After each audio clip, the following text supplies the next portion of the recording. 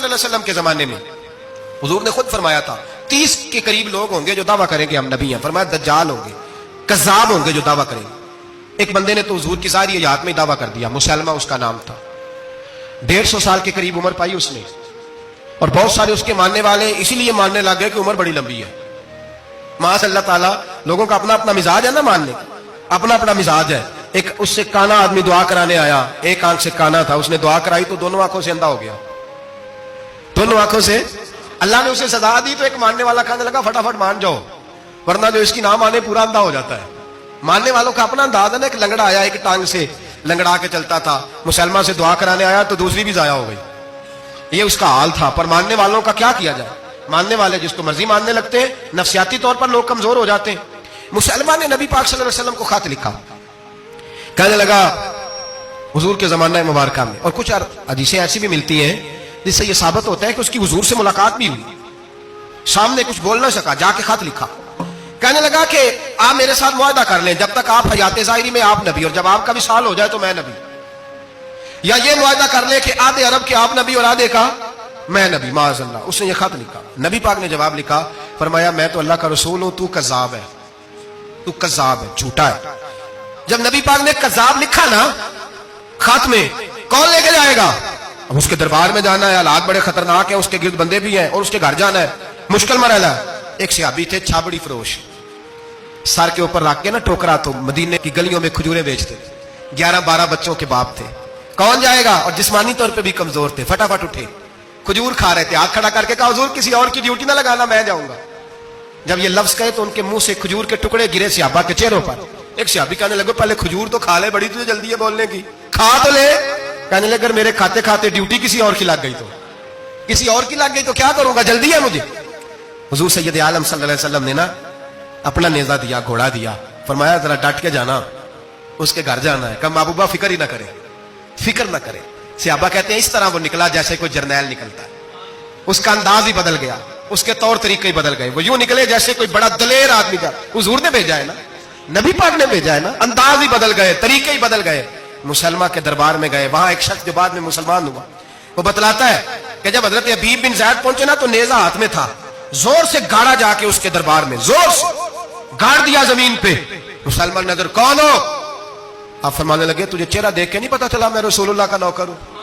ہمارے تو چہرے بتاتے ہیں, ہم رسول والے ہیں, ہمارے تو چہرے بتاتے ہیں نبی پاک والے, تجھے پتا نہیں چلا کون ہوں, کیسے آئے ہو؟ فرمایا یہ تیرے خط کا جواب لایا ہوں.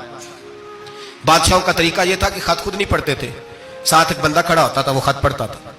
مسلمان نے اس کو خط دیا, پڑھو. جب اس نے خط پڑھا تو لکھا تھا تو کذاب ہے. اب سب نے سن لیا, اکیلے میں ہوتا تو چلو بات اور تھی, سن لیا سب نے, آگ بگولا ہو گیا, آنکھیں سرخ ہو گئی, جلال برسانے لگا. اب اور تو کچھ نہ ہوا, سامنے حضرت حبیب کھڑے تھے, اٹھا تلوار لے کے, کہنے لگا تیرے نبی نے مجھے کذاب کہا ہے, تیرا کیا خیال ہے؟ مانے لگے خیال والی بات ہی کوئی نہیں, جسے نبی پاک کذاب کہے وہ ہوتا ہی کذاب ہے, جسے حضور جھوٹا کہے وہ ہوتا ہی. فرمایا تو 7 سمندروں کا پانی بھی بہا دے تو تیرا جھوٹ دھل سکتا, تو ہے ہی جھوٹا, جسے حضور نے جھوٹا کہہ دیا وہ جھوٹا ہے, جھوٹا ہے. کہنے لگا پیچھے پلٹ کے دیکھ, سارے میرے پہرے دار ہیں, میرے سپاہی ہیں, تلواریں, نیزے, خنجر, تیر, سارے میرے ماننے والے. کیا لفظ ہے, کیا حسن ہے, کیا توانائی ہے. حضرت حبیب بن زید فرمانے لگے میرے 12 بچے ہیں, ان میں سے کچھ ایسے ہیں جو دودھ پیتے ہیں, کچھ ایسے ہیں جو ابھی چل نہیں پائے. میں جب رسول اللہ کا پیغام لے کے نکلا تھا تو میں نے پلٹ کے بچے نہیں دیکھے, تو تیرے پہرے دار کیسے دیکھ لیں؟ جو چیز مجبور کرتی ہے, باندھ لیتی ہے, وہ نہیں جب میں نے دیکھی تو میں تیرے پہرے دار دیکھو. جو جی میں آتا ہے کر, غلامان محمد جان دینے سے نہیں ڈرتے, یہ سر کٹ جائے یا رہ جائے کچھ پرواہ نہیں کرتے. فرمایا ان کو نہیں دیکھا جن کو دیکھنا چاہیے تھا, تجھے دیکھوں. میں اکثر کہتا ہوں کٹ لگ جائے نا ہاتھ پہ تو نمازیں رہ جاتی ہیں, جماعتیں چھوٹ جاتی ہیں, طبیعتیں بگڑ جاتی ہیں, مشکل ہوتا ہے, تکلیف آئے تو سنبھلنا. یہاں ہلکا سا بچھو آ کے کاٹے تو شور ہو جائے گا, جمعے میں لوگ اٹھیں گے, اللہ مجمع بکھرے گا, وہ بچھو آ گیا, حالات بگڑ جائے, چھپکلی پیروں پہ گرے تو لوگ اٹھ دوڑتے ہیں. حضرت حبیب بن زید انصاری کھڑے تھے, انگلی نہیں, ہاتھ نہیں, کٹ نہیں لگا. مسلمہ اٹھا, اس نے زور سے تلوار ماری, بازو کٹ کے گر گیا, فوارہ نکلا خون کا. او بھائی بچھو کاٹے تو سنبھلنا مشکل, ذرا تصور کرو, ہاتھ کٹ گیا. حضرت حبیب بن زید کھڑے ہیں, کہنے لگا اب تیرا کیا خیال ہے؟ آپ فرمانے لگے تو بڑا بیوقوف ہے, ہمیں آزماتا ہے, ہمیں تو بدر سے لے کر احد تک ساری دنیا آزما چکی ہے, ہمیں آزماتا ہے, ابھی بھی خیال پوچھتا ہے.